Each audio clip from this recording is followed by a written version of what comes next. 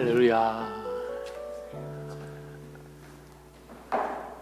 저는 사흘 동안 별로 멀지 않은 그 수도원에 가서 사흘 동안 기도하고 말씀 보고 또 기도하고 하여간 좋은 시간 보냈습니다.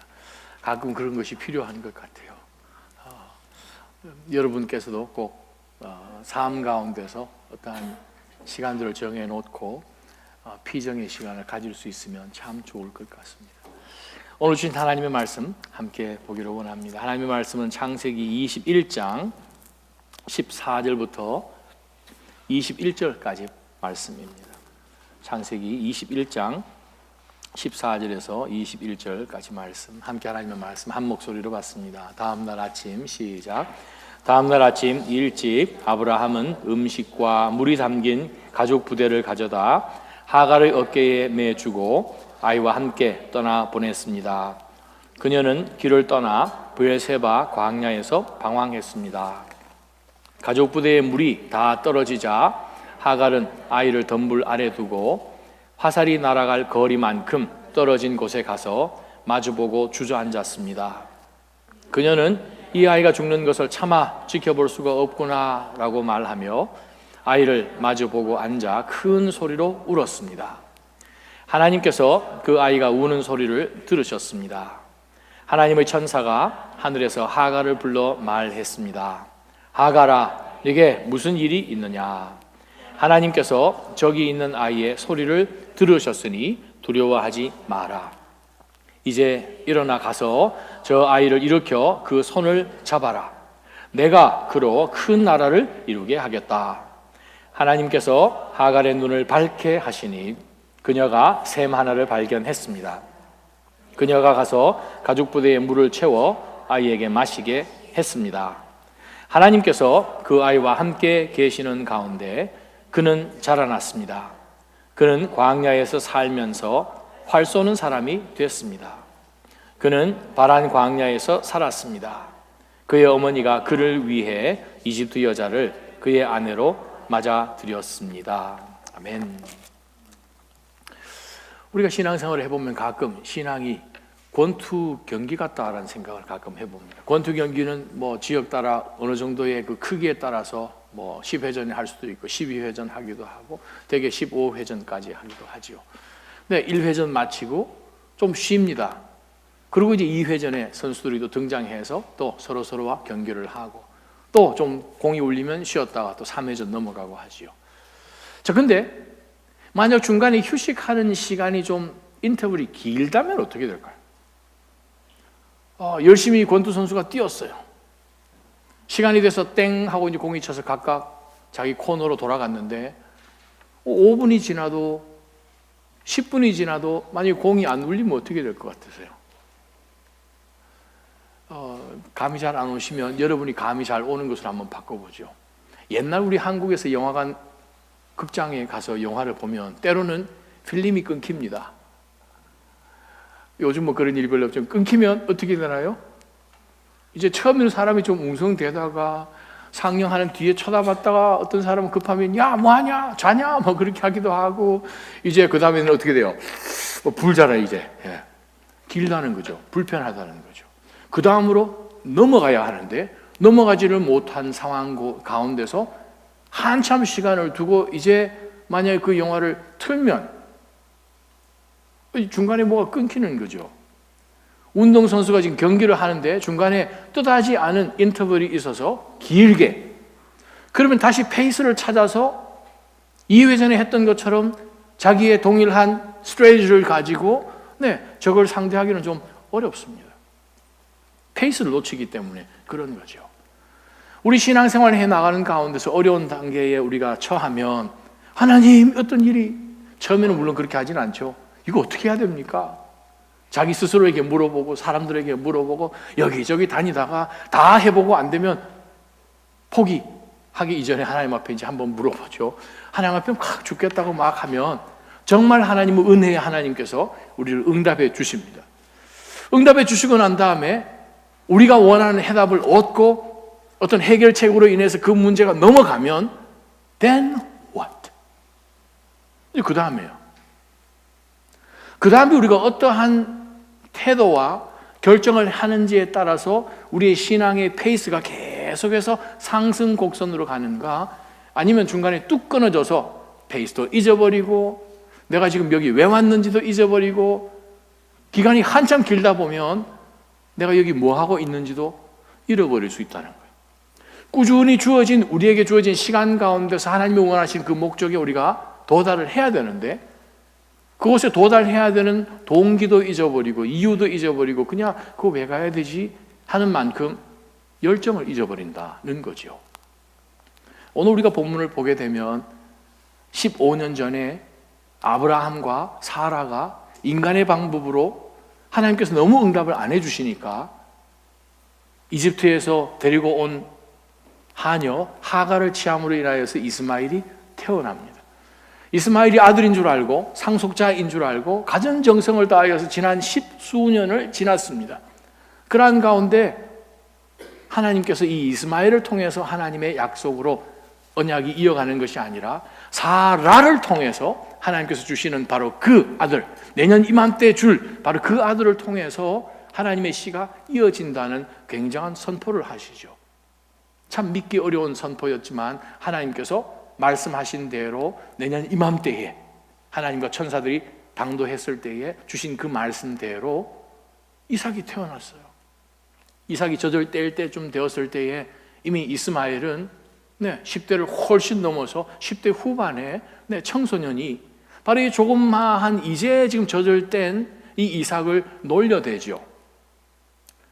지금 오늘 본문 가운데서 하갈과 이스마엘이 아브라함 집에서 쫓겨나는 것을 보면서 이건 왜 이렇게 쫓겨나게 됐나? 이삭을 놀렸구나. 단순히 놀린 것 이상인 것을 우리가 지난번 말씀 가운데서 보았습니다. 단순히 이삭이 상속자로서 그가 아브라함과 모든 족장과 예배권과 축복권과 이 모든 것들을 놓치는 정도가 아니라 아브라함을 통해서 또 그 아들 이삭을 통해서 말씀하신 하나님의 역사가 이어지는 그것을 사실은 이스마엘이 웃은 거지요. 인정하지 않은 거지요. 너가 무슨 아들이라고, 너가 무슨 약속의 아들이라고.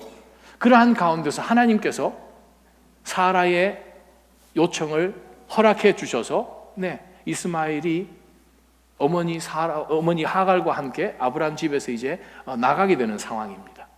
쫓겨나가는 것처럼 보이죠. 그러나 사실은 하나님은 이삭을 보호해 주시면서 동시에 이스마엘도 아브라함의 후손이기 때문에 축복해 주시는 본문의 말씀입니다.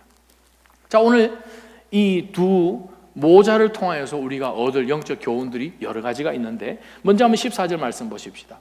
다음날 아침 일찍 아브라함은 음식과 물이 담긴 가죽 부대를 가져다가 하갈의 어깨에 메어 주었습니다. 그리고 아이와 함께 떠나 보냈습니다. 아침에 일찍이요. 힘들었을 거예요, 아브라함이. 우리가 바로 윗 말씀을 보게 되면 11절에 하갈과 특히 그 아들 이스마엘 때문에 아브라함이 몹시 괴로웠습니다. 이 히브리 말로 몹시 괴롭다는 것은 아주 바람에 커튼이 확 흔들리는 것처럼 몹시 떨었다 이 뜻입니다. 정말 마음이 힘들고 너무 괴로웠다는 거예요. 정말 맨날 며칠 한번 이렇게 했는지 모르겠어요. 그 기간이 인터뷰이 며칠인지 모르니까. 정말 어려운 가운데서 그러나 하나님이 말씀하시니까 어떡해요?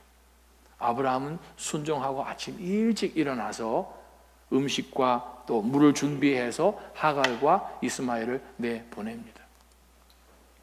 그가 지난 15년 넘게 동안 정말 이 아들이 유일한 아들이었습니다. 이삭이 태어나기 전까지는. 첫째 아들이니까 얼마나 많은 사랑과 열정과 기대를 가지고 그를 붙들었을까요? 그런데 하나님은 노라고 말씀하십니다. 정말 어려운 결정이지만 그가 이스마엘을 놓습니다. 그런데 하나님께서는 실질적으로 이제 불과 몇 년 후 되면은 아브라함에게 또 닥칠, 자기에게 이삭 하나면 이제는 온 천하를 줘도 안 바꿀 것 같은 이 이삭을 하나님은 포기하라고 하시는 준비 연습인 거예요. 때로는 우리가 생각합니다. 이스마엘 주면 이삭이라도 남기지, 최소한 이거라도 하는 생각 가운데서 하나님은 우리를 꿰뚫어 보시죠. 그러면서 하나님은 훈련시키십니다. 그래서 이스마엘과 이 하갈을 아브라함이 아침 일찍 떠나보내게 됩니다. 14절을 봅시다. 하반절에 보면 그녀는 길을 떠나 브엘세바 광야에서 방황했습니다. 왜 방황했을까요? 그게 중요한 메시지입니다. 왜 방황했을까요? 왜 방황합니까? 인도하는 사람이 없으면 방황하죠. 목적지가 없으면 방황하죠. 수단이 없으면 방황하죠. 어디로 가야 되는지 어떤 방법이나 그 어떤 것도 그에게 도움 줄 사람이 없을 때에 우리는 방황합니다. 하갈과 이스마엘이 길은 떠났지만 그들 가운데 그들의 인생을 인도해 줄 이가 없었기 때문에 그들은 방황할 수밖에 없었습니다. 사실 안타까운 것은 16장에서 이미 하갈은 하나님을 만난 적이 있습니다. 이스마엘을 잉태했을 때에 너무 여주인 사레로부터 구박을 받아서 젊은 생각에 화가 나서 그냥 아유 당신 없으면 내가 못 살 줄 알아 나는 젊었는데 하는 가운데서 확 뛰쳐나가죠. 그러한 가운데서 자기 스스로 샘물도 찾습니다. 그 샘물 곁에서 내 인생이 어떻게 되는 건가 철양하면서 신세 한탄할 때에 천사를 만나는 장면을 여러분 기억하실 것입니다. 그때에 이미 하나님께서는 이 하갈에게 그 태에 있는 그 아들을 통하여서도 하나님께서는 큰 민족을 만들어 주시겠다고 분명히 약속을 해 주셨고 내 여주인 사레에게로 돌아가라고 명령을 하셨습니다.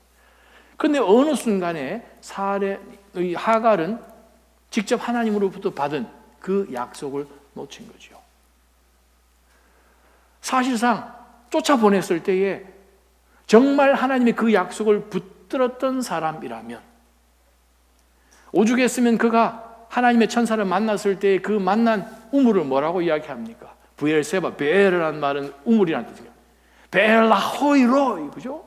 살아계신 하나님, 나를 보시는 분의 우물이란 이름을 부를 만큼 바로 그 하나님께서 주신 것을 만약에 진짜로 붙들었더라면 어떻게 해서는 이 아브라함 집에 붙어 있어야 됩니다.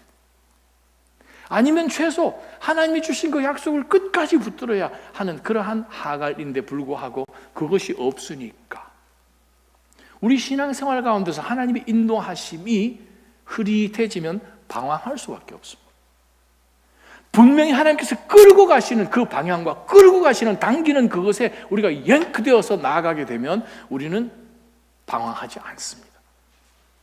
그러나 오늘 하갈의 모습을 보면 그는 방황을 합니다. 15절 가죽 부대에 물이 다 떨어졌습니다. 그냥 세상의 모습이죠. 우리가 의지했던 것 절대 이것은 괜찮을 것이다 라고 생각했던 것이 다 고갈이 되면 하갈은 어떤 생각을 합니까? 그냥 우리가 신문지상에서 늘 보는 세상 사람들이 극단적인 생각을 하지요. 하갈은 아이를 덤불 아래 둡니다. 16절 화살이 날아갈 거리만큼 떨어진 곳에 가서 마주 보고 하갈은 주저앉았습니다. 주저앉으면서 그가 하는 것이 무엇인가? 그녀는 이렇게 소리 놓아서 웁니다. 이 아이가 죽는 것을 차마 지켜볼 수 없구나. 아이가 왜 죽습니까? 하나님이 분명히 이스마엘을 통해서도 이스마엘이 잘나서가 아니라 이스마엘이 아브라함의 그래도 후손이기 때문에 하나님이 아브라함 언약 때문에 이스마엘도 축복 주시겠다라는 약속을 분명히 신실한 하나님으로 받았는데 그것이 없는 거예요. 하나님으로부터 받은 그 분명한 약속을 붙들미 없기 때문에 물이 떨어지니까 그래요. 신앙이 없으면 방황하지요. 신앙이 없는 증거는 어디서 드러납니까? 모든 판단의 기준이 물에 있다는 거예요. 모든 판단의 기준이 서플라이에 있다는 거예요. 우리 주변에 우리를 서플라이 해주는 이 모든 것들이 고갈되면 하나님은 뻔하게 살아계시는데 아직도 하나님께서 역사하실 하나님이 우리를 향한 계획이 있으신데 우리가 판단하는 수준은 하나님이 원하는 그 믿음의 수준이 안 되다 보니까 하나님의 계획은 아직 시작되지도 않았는데 물 부족하다고 해서 그냥 극단적인 생각을 해버리죠. 그것이 우리의 신앙 없음의 모습이 아닌가라고 생각을 해봅니다. 우리 은행 잔고도 생각하고요. 건강도 생각하고요. 여러 가지를 생각해 보면서 이것이 없으니까 그냥 다 기법 해버리자라고 생각을 한다는 거예요. 분명히 일전에 하나님께서 우리를 만나신 적이 있고 분명히 일전에 하나님께서 우리의 기도 응답해 준 적이 있고 분명히 하나님의 말씀 가운데 깨닫게 해주셨던 것이 있음에도 불구하고 믿음이 없으니 그냥 방황하는 거예요. 그러면서 보는 수준은 딱 자루에 물이 얼마나 있는가, 이제 얼마나 남았는가, 없구나 하는 가운데서 극단적인 생각하는, 세상을 의존하는 육의 모습을 봅니다. 갈라디아서 3장과 4장을 보게 되면 사실 오늘 본문에 나오는 내용을 비유로 바울 사도가 설명한 내용이 2장에 걸쳐서 나옵니다. 갈라디아서 3장, 4장을 보게 되면 옛 언약과 그리스도를 통한 새 언약을 설명합니다. 시내 산과 예루살렘, 예루살렘과 하늘의 예루살렘, 하갈과 사라, 육으로 난 사람, 영으로 난 사람, 육으로 취해서 만든 인간의 모습과 하나님의 역사하심으로 주신 약속의 열매를 바울 사도가 소상하게 설명을 해주면서, 그래요, 둘 다 아브라함의 자손이에요. 이스마엘도 아브라함의 아들이고 이삭도 아브라함의 아들인데, 그래요, 기독교인이든 유대교인이든 무슬림이든 아브라함을 다 조상이라고 생각을 하잖아요. 근데 문제는 어디서 차이 납니까? 어머니가 누구냐는 거예요. 어디 태를 통해서 나왔느냐? 하갈의 태는 육으로 택한 태예요. 율법을 택하는 것이고, 인간의 선행과 내가 해보겠다 하는 그것은 하갈의 라인이고 이스마엘의 라인이고, 저는 할 게 하나도 없습니다. 하나님이 해주셔야 됩니다. 저는 죽은 것이지요 했을 때 믿음으로 받은 것이 사라를 통한 것이고 이삭을 통한 것이에요. 그것을 바울 사도가 갈라디아서 3장과 4장을 통해서 자세하게 설명해 주고 난 다음에 5장 1절에 가게 되면 결론을 바울 사도가 이렇게 내립니다. 다시는 종의 멍에를 매지 맙시오. 다시는 종의 멍에를 매지 마시기 바랍니다. 그 말은 무슨 말입니까? 종이라는 것은 무엇이에요? 우리는 분명히 자유인인데, 분명히 사라의 하나님의 약속의 은혜로 믿음으로 아브라함의 후손이 되었는데, 왜 우리는 아직도 선한 것이나 인간적인 방법이나 가족 부대 안에 물이 얼마나 있는 그것을 보는 가운데서 나의 열심으로 살려고 하는, 바로 그러한 곳에 종의 모습으로 계속 붙들려서 살려고 합니까? 그것을 바울 사도가 설명을 합니다. 오늘 본문을 보면서 첫 번째부터 영적 교훈이 있습니다. 하나님의 약속이 없으면 방황할 수밖에 없습니다. 그 약속이 멀리 있어서 그것이 내 것으로 오지 않으면 듣는 것 가지고 아무 변화가 일어나지 않습니다. 사랑하는 나자님 성도 여러분, 분명한 하나님의 약속이, 내 약속이 여러분 호주머니 안에, 여러분 심장 안에 들어있기를 주님의 이름으로 축원합니다. 그래야 혼돈이 없는 거예요. 그렇지 않으면 다른 것이 하나님인 양, 다른 것이 우리 모든 판단의 기준인 양, 가죽 물푸대 하나가 하나님 자리에 쑥 올라와 있다는 거예요. 하나님이 it's enough 하셔야 it's enough. 하나님이 말씀하실 때 됐다, 하나님이 말씀하실 때 지금 해야 될 일이다, 하나님께서 말씀하실 때 움직여라, 하나님이 말씀하셔야 되는데, 가죽 부대가 어느 순간에 하나님의 보좌에 앉아있는 희한한 인생으로 우리는 지금 살고 있지 않은지를 돌아볼 필요가 있지요. 영원한 것을 사모하는 사랑하는 나자짐 성도 여러분 되시기를 축원합니다. 멀리 보시기를 주님의 이름으로 축원합니다. 계속해서 말씀을 보게 되면 17절에 보니까 하나님께서 그 아이가 우는 소리를 들으셨습니다. 지금 본문 가운데서는 15절 16절에 아이가 우는 내용은 없어요. 하갈이 울었죠. 근데 하나님은 아이가 우는 소리를 들으셨습니다. 계속해서 하나님의 천사가 하늘에서 하갈을 불러 말했습니다. 하갈아, 네게 무슨 일이 있느냐? 하나님이 몰라서 물으시는 것 아니죠. 하나님께서 저기 있는 아이의 소리를 들으셨으니 두려워하지 마라. 아마 제 생각에는 하갈보다는 차라리 이스마엘이 하나님이 주신 그 약속을 그래도 기억을 하고, 아마 하나님 저는 어떻게 해요? 하나님 저도 아브라함의 아들이라면서요, 저를 통해서 큰 민족을 만들어 주시겠다고 어머니가 제 어려서부터 늘 얘기를 하셨는데요 라고 아마 이스마엘이 울었는지 모르겠어요. 18절에 하나님의 사자가 이제 일어나 가서 저 아이를 일으켜 그 손을 잡아라. 내가 그로 큰 나라를 이루게 하겠다. 19절 하나님께서 하갈의 눈을 밝게 하시니 그녀가 샘 하나를 발견했습니다. 그녀가 가서 가죽 부대에 물을 채워 아이에게 마시게 했습니다. 17절 보게 되면 하나님께서 이스마엘의 우는 소리를 들으셨습니다. 이스마엘이란 뜻이 뭐예요? 샤마, 듣다. 이슈마, he heard. 이스마엘, God heard. 다른 표현을 보게 되면 하나님이 이스마엘을 이스마엘 하셨다, 그 뜻입니다. 이스마 엘로힘 hath called 이스마엘. 하나님께서 이스마엘의 그 외치는 소리를 하나님이 이스마 엘로힘, 이스마엘 하셨다, 그 뜻이에요. word play죠. 하나님이 이스마엘을 들으셨습니다. 왜요? 하나님께서 들으시겠다고 작정을 하지. 저와 여러분 때로는 쫓김을 당하는 것 같고 홀로 선 것 같고 아무도 도와주는 사람 없는 것 같은 그 순간에 하나님은 귀를 기울이십니다. 여러분의 음성을요. 여러분 간구하는 소리 하나님께서 듣기를 원하세요. 신실하신 하나님이십니다. 우리가 상처받고 때로는 우리 마음 가운데서 정말 누구도 알아줄 수 없는 억울함을 가지고 있지만 하나님은 다 알고 계신다는 거예요. 응답하시는 하나님이세요. 하나님의 천사가 하늘에서 하가를 부르셨지 않습니까? 그러면서 말씀하십니다. 저기 있는, 그 말은 무슨, 이스마엘이 어디에 앉아 있는지 다 알고 계세요. 여러분 어디에 계신지 하나님 다 알고 계십니다. 아멘? 여러분 숨어 있어도 하나님 여러분 마음 가운데 있는 그 무거움을 다 알고 계십니다. 아멘? 하나님이 알고 계세요. 때로는 남편도 못 알잖아요. 아내도 모르잖아요.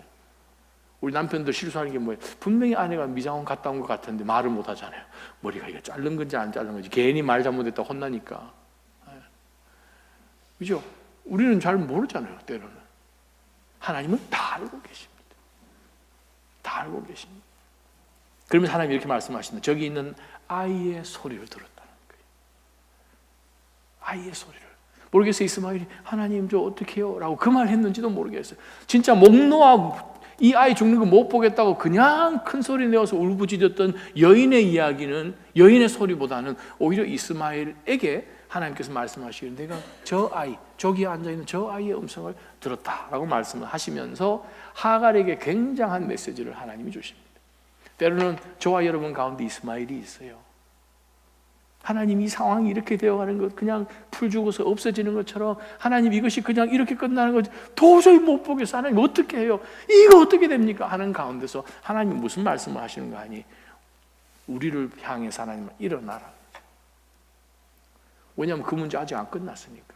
만약에 하나님께서 저와 여러분 가운데서 일전에 보여주시고 약속해 주신 말씀이 있는데 그것이 지금 진행이 되어 있지 않은 상태 가운데서 이것이 그냥 fade away 할 것인가? 그렇지 않습니다. 하나님 말씀하십니다. 일어나라. 가라. 그 아이를 일으켜 그 손을 잡아라. 여러분 손을 통하여서 그 아이를 강하게 해주어라. 그 뜻입니다. 왜? 내가 그로 큰 나라를 이루어 주겠다라고 하나님이 말씀하십니다. 하나님이 이미 여러 차례에 이스마엘을 통해서 하나님이 하실 놀라운 계획을 말씀하셨고 여러 차례 컨펌해 주셨습니다. 역사가 언제 일어납니까? 하나님의 말씀이 임해야 되죠. 하나님의 말씀을 간절히 사모해야 돼요. 하나님의 말씀이 임해야 방황이 끝납니다. 우리 삶 가운데서 하나님의 말씀을 새로 받지 않으면 우리는 목적이 없이 그냥 떠도는 별처럼 살 수밖에 없어요. 근데 하나님이 들어오시니까, 하나님이 다시 구체적으로 말씀하시니까 일어나라, 가라, 저 아이를 일으켜 그 손으로 잡아주라. 구체적으로 하나님이 말씀하신 말씀이 먼저 우리 삶 가운데 들어와야 우리 삶의 변화가 일어나죠. 말씀은 듣습니다. 설교 말씀 듣습니다. 근데 그 말씀이 하나님의 말씀으로 쑥 들어오지 않으면 아무 변화를 일으킬 수가 없어요. 뭘 해야 되는지도 모르겠어요. 아멘으로 화답되지 않는 가운데서는 계속해서 우리는 앉아서 울어야 되는 상황 밖에 되지를 않지요. 근데 19절 말씀 보니까 하나님께서 하갈의 눈을 밝게 하셨어요. 그녀가 샘 하나를 발견했습니다. 아니 이 샘이 원래 거기 있었어요. 문제는 하갈이 못 본 거죠. 하나님이 하갈의 눈을 밝게 하시니 샘이 여기 있었네. 그전에는 샘이 있었는데 눈이 감겨져 있었다는 거예요. 이거 무엇을 뜻한다고 여러분 생각하십니까? 사실상 하나님께서는 우리 주변에 하나님께서 귀하게 통로로 쓰시는 정말 이 샘 같은 것을 많이 두셨는데 우리는 나의 것을 자꾸 들여다보니까, 가족 부대만 자꾸 들여다보니까, 기준이 하나님이 아니다 보니까 그 모든 것을 볼 수 있는 능력이 없어진 거예요. 중요한 것은 영의 눈을 뜨는 것이 중요합니다. 아멘.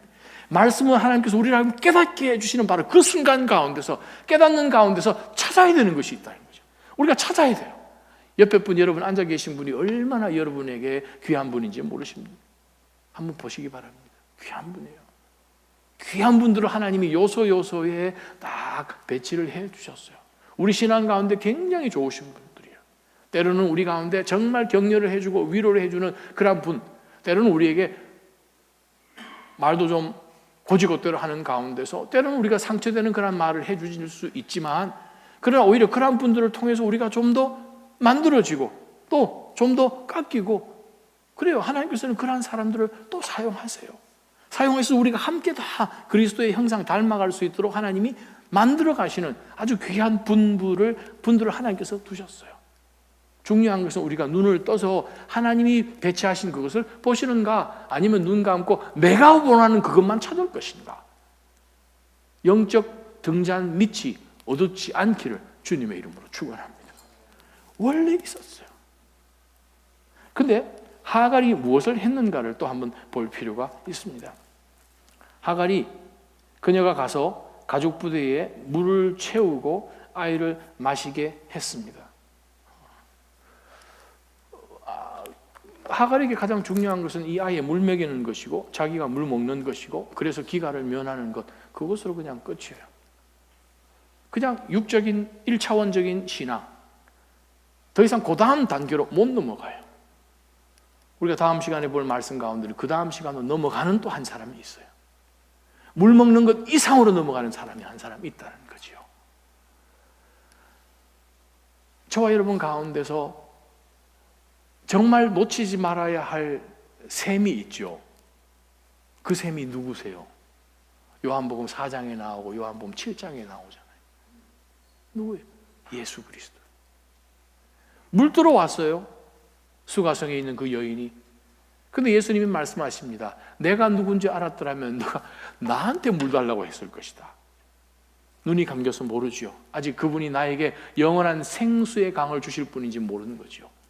저와 여러분 살아가는 삶의 테두리 안에서 많은 사람들의 목적을 잃고 살아갑니다. 그들이 예수 그리스도를 발견할 수 있는 유일한 통로가 사실은 저와 여러분들이에요. 우리가 하는 말과 행동과 우리가 보이는 그런 삶의 모습을 통하여서 저 인생 한중간에 내가 가지고 있지 않은, 내가 볼 수 있는, 그러나 뭔가 이 세상에 속하지 않은 뭔가 다른 게 있는 것 같다 보여줄 수 있는 통로가 사실은 우리죠.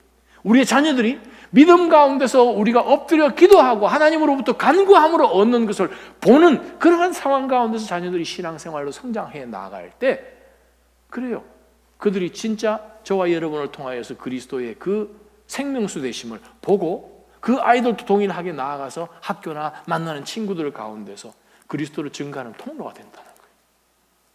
예수님이 초막절 가운데서 성전의 한중간에 쓰셔서 말씀하시잖아요. 목마른 자들은 다 나에게로 오라. 하갈이 놓친 것은 이 물을 주신 하나님을 또 놓치게 됩니다. 이 이야기가 끝나고 나면 하갈은 더 이상 창세기에서 등장하지 않습니다. 이스마엘도 더 이상 등장하지 않습니다. 물 먹는 것으로 끝나는 거예요. 그 인생이 가족 부대 안에 물 채우는 것으로 끝나버리는 거예요. 그 다음 단계로 넘어가는 것이 중요하지요. 하나님께서 계속해서 저와 여러분의 영의 눈을 밝혀주시기를 주님의 이름으로 축원합니다. 17절에서 19절까지 두 번째 붙들 영적 교훈은 하나님은 간구하는 사람에게 반드시 응답하십니다. 하나님의 백성들이 하나님 앞에 나와서 엎드리며 간구할 때에 하나님께서는 반드시 역사해 주시고 해결해 주시는 하나님이신 것을 우리가 놓지 말기를 주님의 이름으로 축원합니다. 그것이 무엇입니까? 놓치는 것이 무엇입니까? 예수님의 능력이요. 기도 가운데서 하나님이 이 문제를 어떻게 해결해 주실 것인가 하는 그것을 우리가 놓치는 것이 우리 일주일간에 얼마나 많은지 한번 생각해 보십시오. 우리가 마태복음 6장에, 요한복음 6장에 보게 되면 예수님께서 제자들을 슬쩍 시험 한번 해보시잖아요. 사람들 많이 모여 있는데 예수님 말씀하시잖아요. 너희들 가서 이 사람들 뭐 좀 먹을 거 주라고. 그랬더니 계산하는 사람도 있고, 혹은 지금 사러 갈 데도 없습니다. 근데 또 재빠른 사람은 쫓아가서 어떤 사람 런치 도시락 하나 빼들어 와가지고 우리가 있는 게 이거밖에 없습니다 라고 하는 사람도 있고, 그리고 그것을 통하여서 예수님께서 제자들의 믿음을 테스트하시죠. 우리 삶 가운데서 크고 작은 모든 상황 가운데서 해결책은 하나님입니다. 하나님에게 맨 먼저 간구하는 것이 가장 빠른 방법일 줄 믿습니다. 만약 그들이 예수 그리스도께서 진정 생명의 떡인 줄을 알았다면, 하늘로부터 내려온 만나인 줄 알았다면 주님께 먼저 물었겠죠. 그래요. 요한복음 6장에서 그들이 5,000명 성인만 셌으니까 한 2만 명 정도 생각하지 않습니까? 다 먹이고 난 다음에 보리떡 5개와 물고기 2마리로 다 남아서 거둔 바구니가 몇 바구니라고요? 몇 바구니요? 12바구니요. 처음부터 주님 모르겠어요. 도와주세요. 그것이 없이 그냥 우리가 그냥 쫓아다니다가 우리 인간의 방법으로 가장 옆에 주님, 떡이신 주님을 놓친다는 거죠. 요한복음 21장에 보게 되면 부활하신 예수님께서 제자들을 갈릴리 호숫가에서 다시 만나는 아주 아름다운 장면이 하나 나옵니다. 제가 제일 좋아하는 장면이 나오는데, 제자들이 밤새 어떻게 했어요? 고기를 잡았잖아요. 고기 잡았어요? 못 잡았어요? 못 잡았어요. 근데 예수님이 새벽에 해가 뜰 때쯤 돼서 제자들을 만나면서 너희들 고기 좀 잡았냐? 밤새도록 우리가 다녔는데 고기를 못 잡았어요. 근데 예수님이 거기서 농담을 하시죠. 무슨 농담을 하십니까? 오른쪽에 던져라. 아니, 왼쪽에 던지는 거하고 오른쪽에 던지는 거하고 큰 차이가 있나 보죠. 배가 굉장히 큰 함대였나 보죠. 또 밑에 있는 물이 흐름에 따라서 왼쪽에 던지도 오른쪽에 던지도 사실상 물속으로 들어가 보면 거기서 거기죠. 근데 우리의 서플라이어 되시는 주님께서는 오른쪽으로 던지라고 말씀하십니다. 사람이 볼 때는 아니 왼쪽이나 오른쪽이나 뭐가 틀려? 그러나 하나님이 오른쪽에 던지라 하면 오른쪽에 던질 때에 기적이 일어날 줄 믿습니다. 바로 그거예요. 애시당초 처음부터 아예 주님을 붙드는 그것이 지혜라는 거죠. 간구하는 자에게 반드시 응답하시는 그 하나님, 믿음으로 다시 한번 저와 여러분 가운데 오른쪽으로 그물을 내리라 할 때에 믿음에 의지하여서 나아갈 때, 주신 약속에 의하여 나아갈 때 주시는 하나님이신 것을 절대 놓치지 말기를 주님의 이름으로 축원합니다. 마지막 말씀 한번 보십시다. 20절 21절은 사실상 하갈과 이스마엘에 대한 후기이죠. 에필로그죠. 하나님께서 그 아이와 함께 계시는 가운데 이스마엘은 자라났습니다. 그는 광야에 살면서 활 쏘는 사람이 되었습니다. 하나님이 이스마엘과 함께 해주셨어요. 아버지처럼 도와주셨어요. 보호해 주셨어요. 그러한 가운데서 이스마엘이 잘 자라났어요. 광야에 살게 됐는데 그는 활 쏘는 사람이 되었어요. 활 쏘는 사람이라는 뜻이 무엇일까요? 서부 영화 보시면 서부 영화의 주인공은 어떤 사람이에요? 총 잘 쏘는 사람이에요. 총 잘 쏘면 그 사람을 명사수라고 부르죠. 그러면 그 사람이 대장 되는 거예요. 빨리 쏘고 잘 쏘고. 근데 그 당시에 광야에 살면서 백발백중 활을 쏘면 이 사람은 그냥 보스 되는 거예요.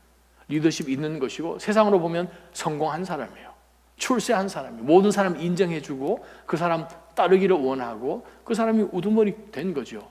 아마 저와 여러분이 수천 년 전에 이 시대에 이 지역에 살았다면 아마 이스마엘의 그 유명한 것을 여러분 다 아셨을 겁니다. 이삭은 몰라도 이스마엘은 알았을 거예요. 굉장히 출세한 사람입니다. 그 다음에 봅시다. 그는 바란 광야에서 살았습니다. 그의 어머니가 그를 위해 이집트 여자를 그의 아내로 맞아들였습니다. 이거 빨간불이죠. 물론 어머니 하갈이 이집트 여인이긴 하지만 그가 아브라함과 함께 동행하는 가운데서 바로 이 이집트의 의미를 분명히 알았었어야 했는데, 하나님께서 영적으로 이 이스마엘을 통해서도 얼마든지 역사하실 것을 하나님께서는 계획하셔서 아브라함의 후손인 그 이유 하나만으로, 아브라함과 하나님이 맺은 아브라함 언약에 연결되어 있는 그 하나 이유만으로 이스마엘을 하나님께서는 무조건적으로 축복을 해 주셨어요. 물론 그 축복은 이삭이 하나님으로부터 보호받고 축복받았다는 그 의미와는 틀리죠. 이스마엘은 정말 다른 어떤 사람들보다도 특별하게 하나님께서 보호해 주셨어요. 아브라함의 후손이니까. 그러나 이삭을 하나님께서 보호해 주시고 그 언약을 계속 이어나가는 그것과는 물론 틀린데, 만약에 이스마엘이 자기에게 하나님께서 주신 분명한 목적과 큰 민족을 이루는 그 하나님의 영원한 그 약속을 그가 분명하게 기억했더라면, 그래요, 세상 사람의 눈 가운데서 유명한 활잘 쏘는 사람, 유명한 궁수, 그거로 끝나는 것이 아니었을 거예요. 오히려 하나님께서 쏘시는 화살이 되지 않았을까? 하나님께서 이 아이를 통하여 꼭 마치고자 하는 그 관역을 마치는 하나님의 손에 들린 그러한 도구가 되지 않았을까 하는 생각을 저는 해보았어요.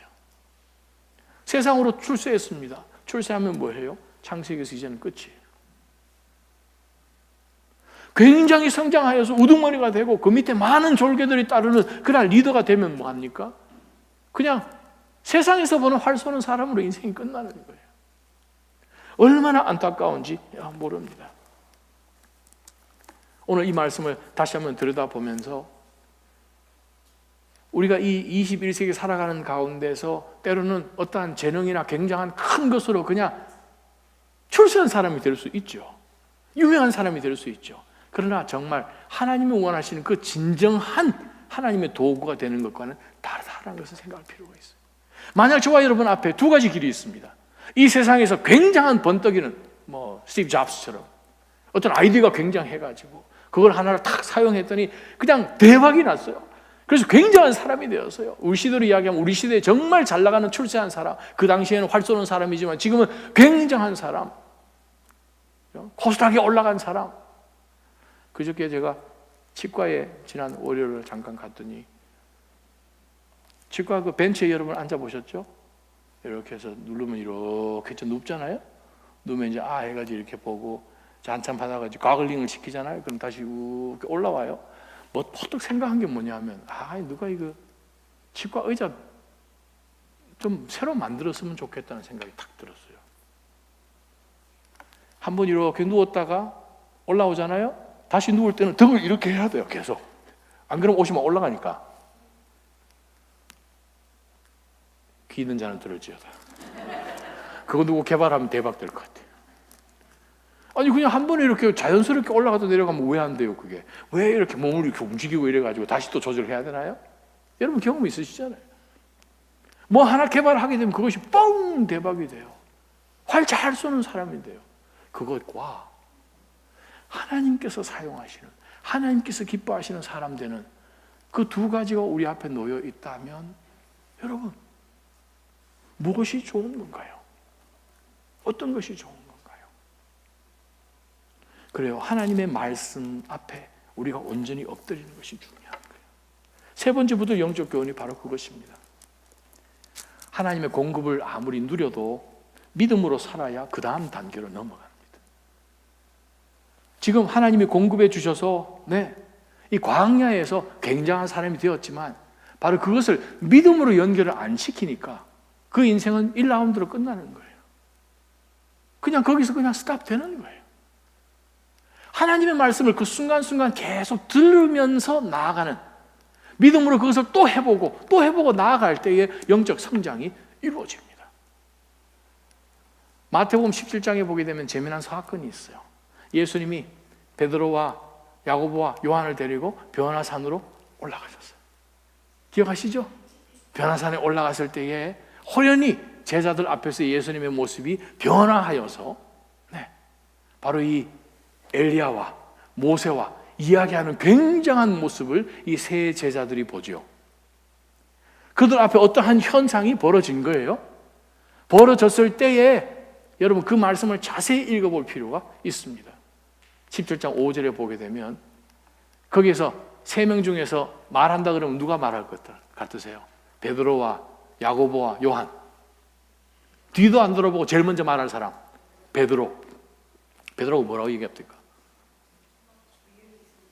여기 있으면 참 좋겠다. 그 다음에요, 이거 뭐를 짓자? 초막 3개를 짓자. 그래서 초막 3개를 짓는데 하나는 누구를 위해서? 주님을 위해서. 하나는 모세를 위해서. 하나는 엘리야를 위해서 짓자. 우리 여기 있자. 나머지 가지 말자. 라고 막 이 두 친구들에게 얘기를 막 하는 거예요. 근데 5절에 보니까 베드로가 이야기할 때 그렇게 되어 있습니다. 베드로가 친구들에게 막 이런 이야기를 할 때 하나님이 말씀하십니다. 하나님이 뭐라고 말씀하시는 거 아니? 이는 내가 사랑하는 아들이다. 내가 그를 기뻐한다. 세 번째 말씀이에요. 너희는 그의 말을 들으라. 우리 주변에 베드로가 많아요. 우리 주변에 야고보도 많아요. 요한도 많아요. 이스마엘도 많아요. 하갈은 또 많아요. 그죠? 많은 사람들이 이야기를 합니다. 광야에서 이렇게 사는 것이다. 세상은 이렇게 사는 것이다. 많은 얘기를 하는데 우리가 딱 들어야 할 음성은 하나입니다. 하나님의 음성이에요. 하나님이 말씀하십니다. 베드로 조용해라 이 말이죠. 조용해라. 다른 소리 하지 말고 그의 말을 들으라. 예수님의 말씀을 들으라. 다른 말로 표현하면 하나님의 말씀을 들으라. 하나님의 말씀을 들어야, 우리 하나님의 말씀 앞에 놓고 나아가야 우리 상황 가운데 방황하지도 않고요, 절망 가운데 있을 때에 담대하게 기도로 하나님 앞에 간구하며 나아갈 수 있고요, 하나님의 말씀을 아주 마음 가운데 속히 듣고 아멘으로 화답할 때에 1차원 신앙이 아니라 그 다음 단계로 넘어가게 됩니다. 바로 그것이 오늘 본문 가운데 두 인물이 보여주는 영적인 교훈입니다. 우리 한번 주신 말씀 생각하면서 우리 한번 기도하며 나아갈 것은, 첫째, 하나님 저희로 하여금 영적인 것을 추구하게 하여 주옵소서. 물이 있다 없다, 음식이 있다 없다, 그러한 것 가운데서 우리 신앙을 점검하고 또 그것의 기준으로 삼지 않고 하나님께서 우리 가운데 말씀으로 분명히 주셨던 바로 그 약속을 놓치지 않게 해주시고, 주님, 저희가 주님이 사용하시는 도구로 하나님이 사용하시는 화살처럼 쓰게 하시지, 내가 잘나서 내가 활잘 쏘는 그러한 세상에 볼 때 출세하는 인생으로 살지 않게 해달라고 우리 한번 기도하며 하나님 앞에 나가십시오. 기도하겠습니다. 살아계신 하나님 아버지,